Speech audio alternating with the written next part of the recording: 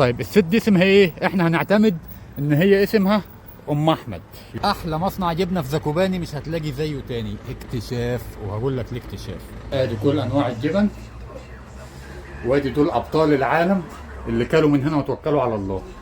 اولا لان مصانع الجبنه هنا ما بتكونش شغاله كل يوم، فممكن تروح مصنع وتلاقيه جافل، ولكن المصنع ده فيه ميزه انه قريب من نهر دونايتس. هتكتب بدرونكا، بدرونكا ده سوبر ماركت معروف في بولندا، هيظهر لك لوكيشن بدرونكا، هتلاقيه كام دقيقه، وانت رايح على بدرونكا هتلاقي مصنع الجبنه جنبك.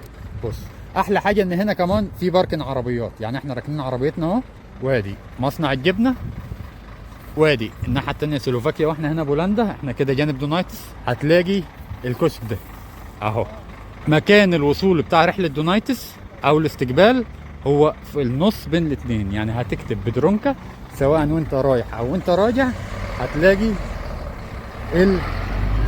كشك الجبنه، وادي الجبنه وادي الجريل، لان في الجبنه لو هتجيبها من على الطريق ساعات ما بيكونش فيه مشوى، ما بيكونوش مولعين النار دايما، لكن هنا النار دايما، وتحط الجبنه للي عايز يعيش التجربه بنفسه.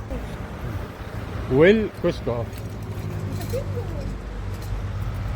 جانكويا برضه بان، واهو اهو وطط بتاع عشان الجبنه تتشوي.